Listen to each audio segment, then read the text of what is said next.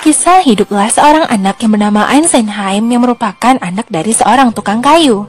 Sampai di suatu momen dia bertemu dengan pesulap jalanan dan dia terkesima dengan apa yang dilakukan oleh pesulap tersebut. Suatu hari ketika Eisenheim melakukan trik sulapnya di tengah keramaian, dia membawa sebuah telur di atas tongkat.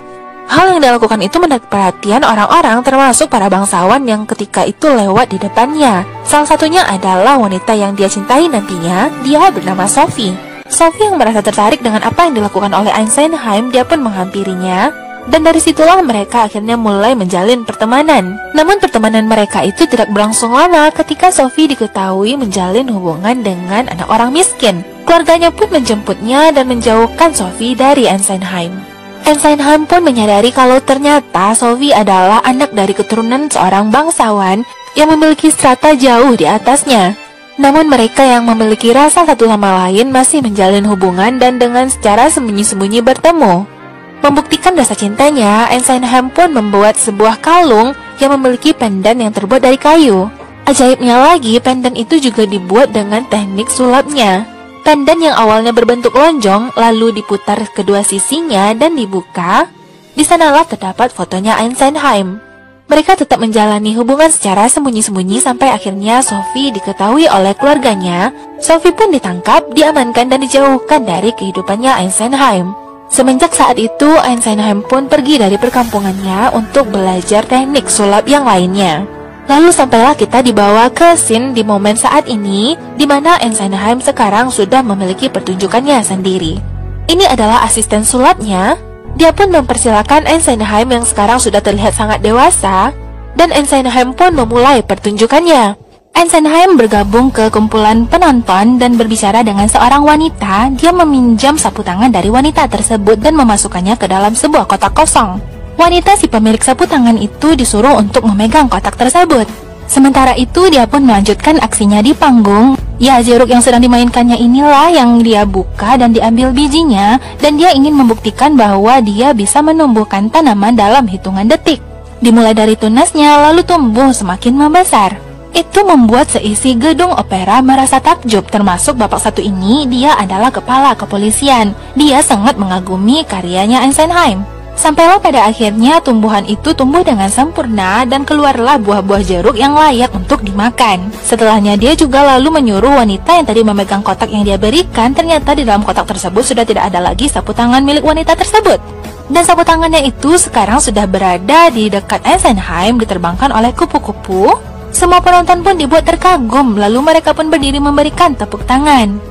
Poster pertunjukannya terpampang di mana-mana. Ketika Eisenheim sedang berjalan di luar, dia disamperin sama anak-anak pengemis. Anak-anak tersebut meminta uang kepada Eisenheim, lalu dia pun menunjukkan trik sulapnya. Lalu kita berpindah kepada scene berikutnya ketika Eisenheim akan melakukan pertunjukan. Namun yang berbedanya kali ini, asistennya mengintip, ternyata di sana ada putra mahkota yang ingin menyaksikan pertunjukannya Eisenheim. Ya, dia adalah bangsawan calon penerus tahta kerajaan. Dia juga membawa calon permaisurinya. Eisenheim lalu memulai aksi sulapnya dengan menawarkan kepada salah seorang penonton untuk menjadi volunteer atau sukarelawan, yang katanya itu akan berkaitan dengan menantang kematian. Putra mahkota pun berdiri. Dalam sesaat, semua orang mengira kalau dirinya lah yang akan menjadi sukarelawan. Ternyata dia malah menunjuk calon permaisurinya. Wanita ini lalu turun dari kursinya dan naik ke panggung. Ternyata wanita ini adalah Sophie, cinta masa lalunya Eisenheim. Sebenarnya Eisenheim sedikit menyadari kalau wanita ini adalah Sophie. Namun Sophie mengatakan kalau dia belum pernah bertemu dengan dirinya sebelumnya. Asisten Eisenheim lalu memasangkan sebuah jubah kepada Sophie. Lalu dengan gerakan tangannya, dia menghipnotis Sophie untuk memejamkan mata. Setelahnya, Sophie dihadapkan pada sebuah cermin besar yang sudah dipersiapkan tadi, dan tudungnya pun dipasangkan. Sophie lalu disuruh mengangkatkan tangan dan berbalik arah. Ketika Sophie disuruh kembali menghadap ke cermin dan membungkukkan badan, bayangan tersebut malah terlihat seperti sosok yang arogan. Lalu tiba-tiba ada bayangan lain yang sedang memakai jubah yang sama sedang memegang pedang. Sophie tentunya dibuat terkejut. Apakah mungkin ada orang lain di belakangnya? Ternyata tidak. Itu hanya proyeksi yang berada di dalam cermin. Sosok di dalam cermin yang merupakan bayangannya Sophie lalu dibunuh dengan pedang oleh bayangan yang lain.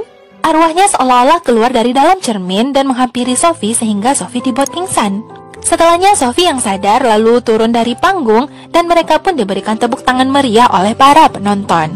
Di belakang panggung, Eisenheim merasa gelisah karena dia merasa kalau itu adalah Sophie cinta masa lalunya. Putra mahkota sepertinya sangat penasaran dengan bagaimana cara Eisenheim melakukan trik sulapnya. Banyak dari dialog mereka di sini yang terlihat seolah-olah putra mahkota ini tidak begitu mempercayai teknik dan kemampuan dari Eisenheim. Ia terlihat seolah-olah dia mengatakan kalau pesulap itu sebenarnya seorang penipu yang diselimuti oleh tekniknya yang indah. Putra mahkota juga mengundang Eisenheim untuk melakukan pertunjukan ke mansionnya, di mana nanti akan disaksikan oleh para bangsawan yang lain. Ketika dia hendak pergi, dia pun mengajak calon permaisurinya, dan itu membuat Eisenheim sedikit terkejut. Ternyata Sophie akan menikah dengan pria ini. Lalu setelahnya ketika Eisenheim sedang bekerja, dia pun mendapatkan sebuah surat yang dikirimkan oleh seseorang. Dan keesokan harinya, dia pun pergi untuk menemui seseorang yang mengirimkan surat tersebut. Dan tahukah kalian kalau yang mengirimkan itu adalah Sophie? Sophie pun berpindah dari kereta kuda miliknya ke kereta yang mana ditumpangi oleh Eisenheim saat ini. Di sanalah terjadi percakapan di antara mereka. Kalau sebenarnya ketika Sophie naik panggung, Eisenheim menyadari kalau itu adalah cinta masa lalunya. Dia mengenal Sophie, begitupun sebaliknya. Ternyata Sophie hanya menyembunyikan saja, di mana semua orang tahunya Sophie itu adalah calon pasangannya putra mahkota. Sophie sekarang yang mana dia adalah putri bangsawan, dia hidup harus mengikuti aturan. Dia sepertinya tidak memiliki kebebasan untuk memilih pasangan hidupnya. Ketika Eisenheim pun turun dari kereta tersebut, Sophie mengeluarkan kalung yang dia pakai. Ternyata itu adalah kalung yang memiliki pendan yang terbuat dari kayu yang dulu dibuat oleh Eisenheim.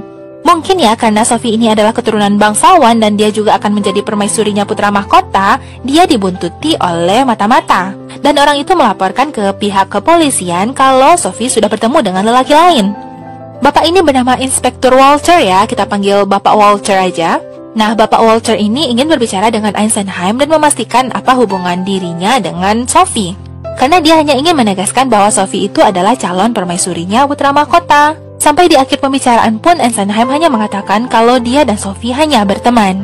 Lalu malam momen pertemuan antar bangsawan di kerajaan putra mahkota pun dilakukan. Di sana terdapat Eisenheim yang diundang untuk memberikan sebuah pertunjukan. Sophie terlihat sangat cantik ya, seperti putri-putri kerajaan. Setelah putra mahkota memberikan sepatah dua patah kata, lalu mulailah Eisenheim memberikan pertunjukannya. Tanpa cat, tanpa kuas, Eisenheim melukis sosok seseorang dan ternyata itu adalah sosok dari raja. Dia adalah sosok dari kakeknya putra mahkota yang dulu memimpin kerajaan ini dengan sangat arif dan bijaksana. Lalu putra mahkota ini pun berdiri dan mengkritik lukisan dari Eisenheim. Dia mengatakan tidak mungkin ada seseorang yang bisa melukis tanpa ada kuas dan cat air.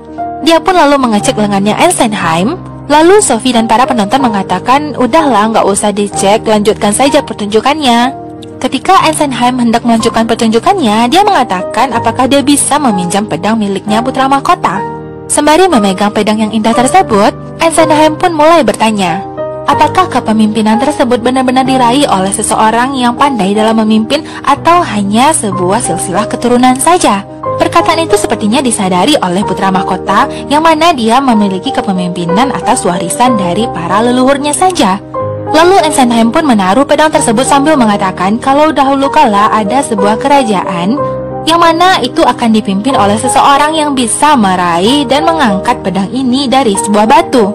Maka seseorang yang bisa mengangkat pedang tersebut dialah yang berhak memimpin kerajaan.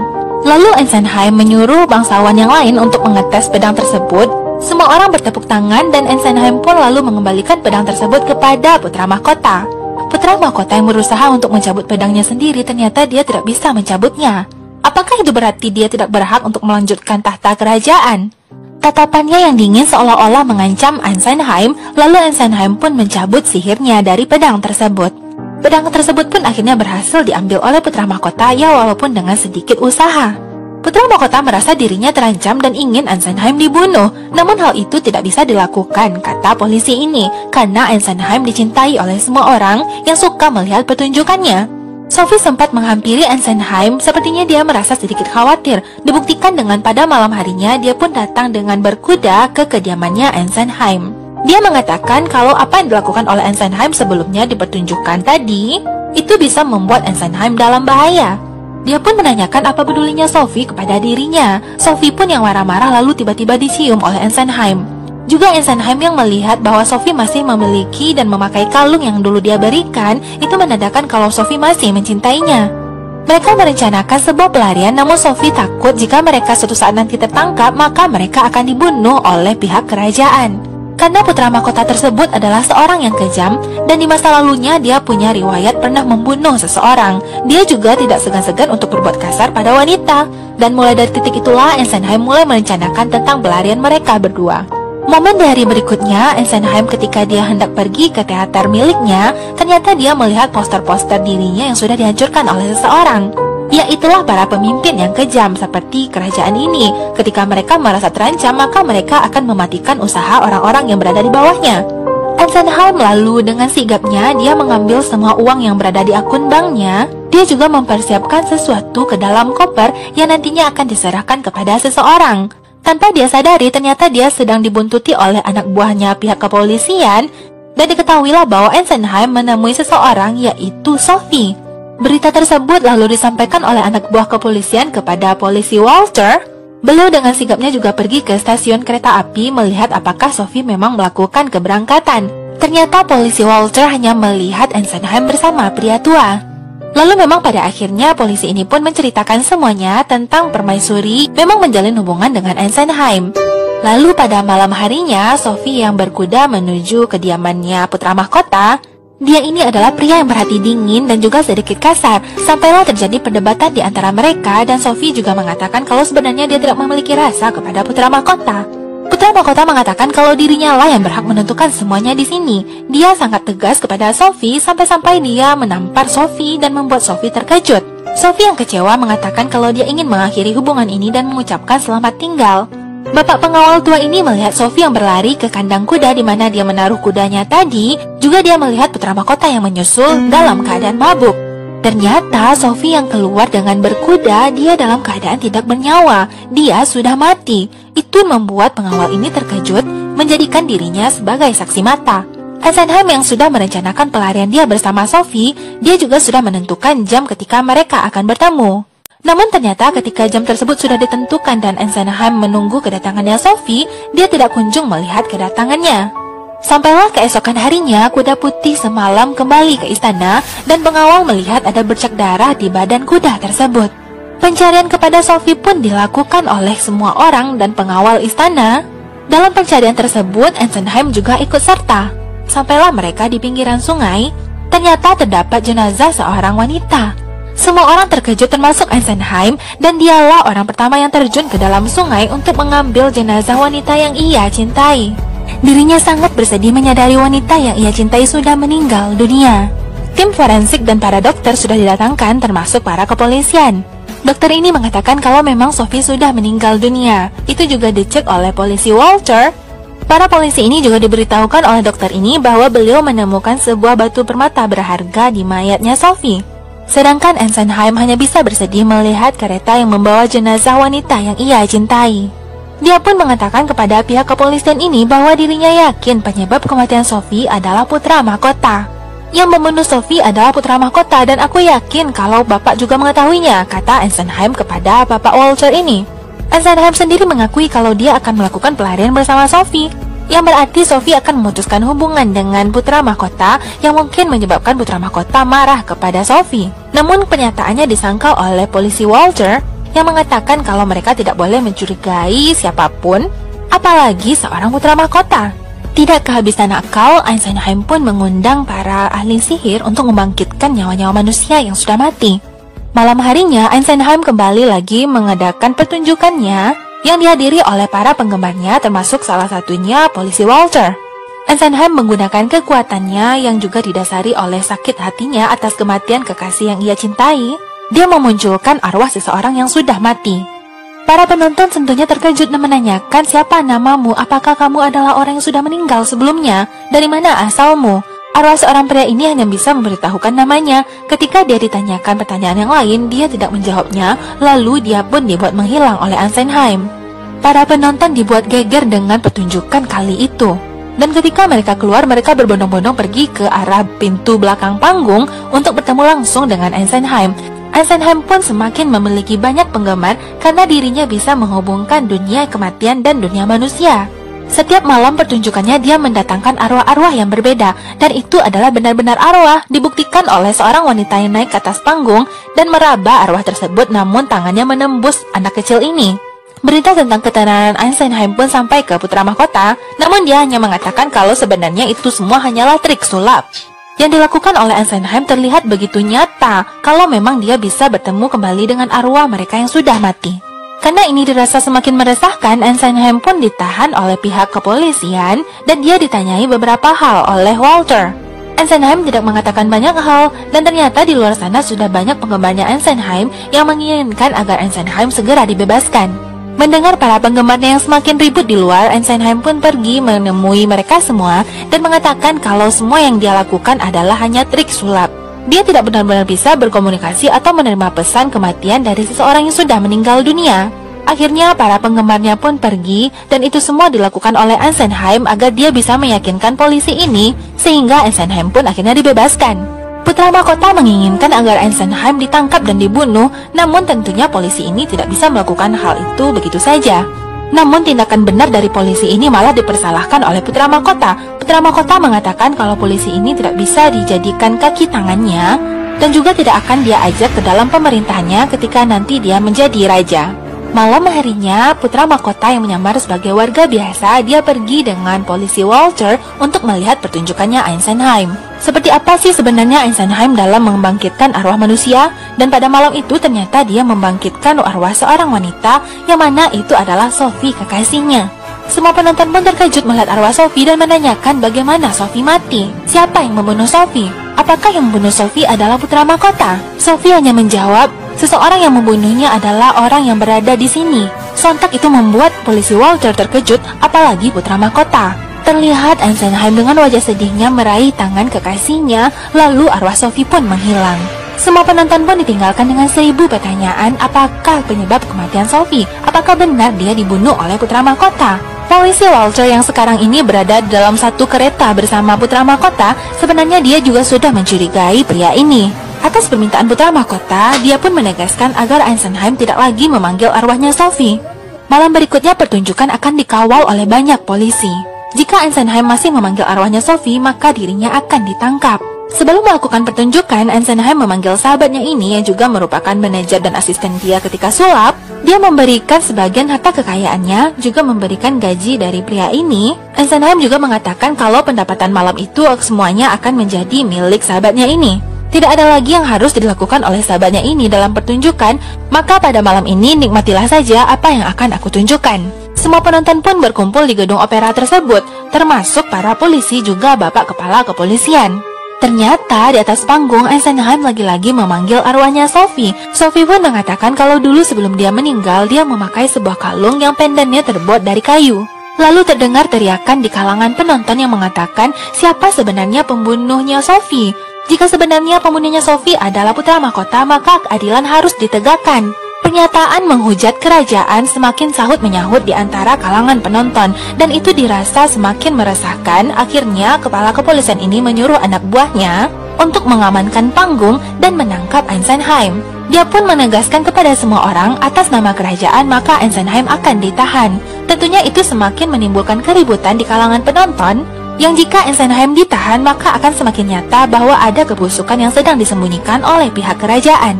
Arwah Sophie pun menghilang dan keriuhan pun semakin terjadi di kalangan penonton. Ditambah lagi ketika polisi Walter menangkap Eisenheim, ternyata Eisenheim itu adalah seorang arwah. Semua penonton dibuat terkejut dan terdiam seiring menghilangnya Eisenheim. Bapak Walter lalu mengerahkan semua pasukan dan anak buahnya untuk mencari di mana keberadaannya Eisenheim, termasuk di ruang kerjanya. Ternyata dia tidak menemukan siapa-siapa di sana. Dia hanya menemukan buku-buku trik sulapnya Eisenheim, termasuk cara menumbuhkan pohon jeruk.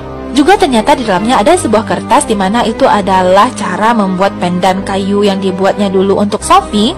Benar adanya ketika dia kembali lagi mengecek ke kandang kuda, di mana itu adalah tempat terakhir Sophie meletakkan kudanya dan keluar dalam keadaan mati. Bapak Walter menemukan sebuah pendan kalung yang terbuat dari kayu. Pendan yang berbentuk lonjong itu diputar dan berbentuk love. Lalu ketika dia membukanya terdapat foto Eisenheim ketika dia masih muda.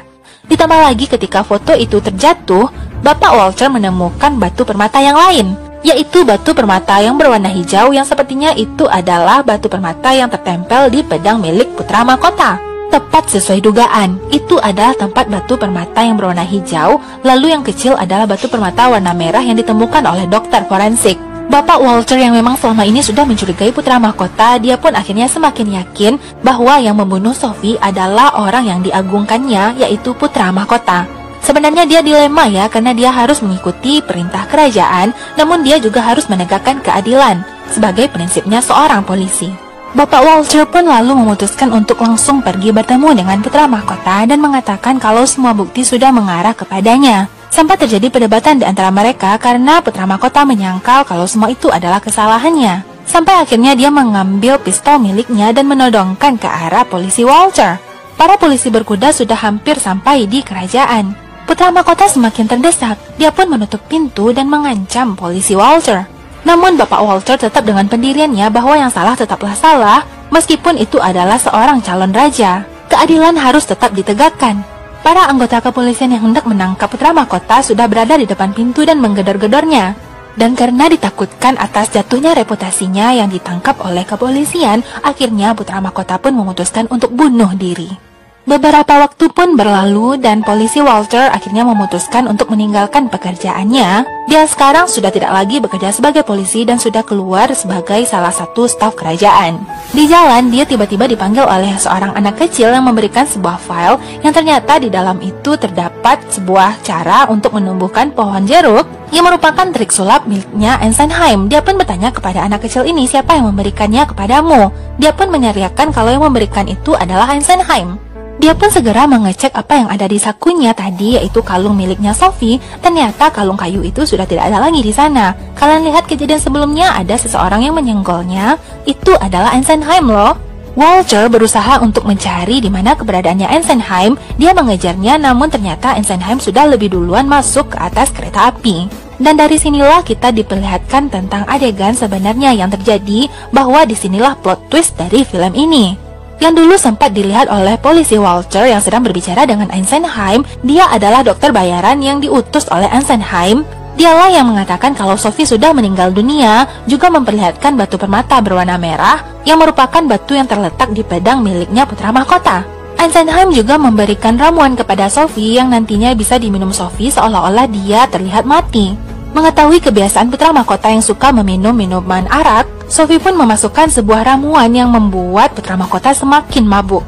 Nah, pada malam itulah putra mahkota yang sempat dilihat teler, dia pun pingsan di kandang kuda. Pada saat itulah Sophie melancarkan aksinya menaruh darah di pedang miliknya putra mahkota. Dia pun pergi menaiki kuda berakting seolah-olah dia sudah terbunuh. Tak lupa dia juga meninggalkan kalungnya dan meminum ramuan yang membuat dirinya benar-benar terlihat mati.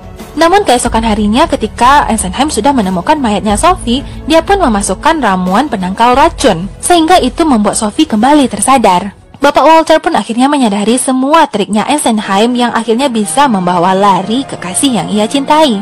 Satu-satunya cara agar mereka tidak lagi dikejar oleh putra mahkota dan pihak kerajaan adalah membuat diri mereka seolah-olah mati. Sophie yang lebih duluan dianggap mati, padahal dirinya sudah pergi kabur untuk menyelamatkan diri, di mana kini dia menunggu kehadiran dan kedatangannya Eisenheim.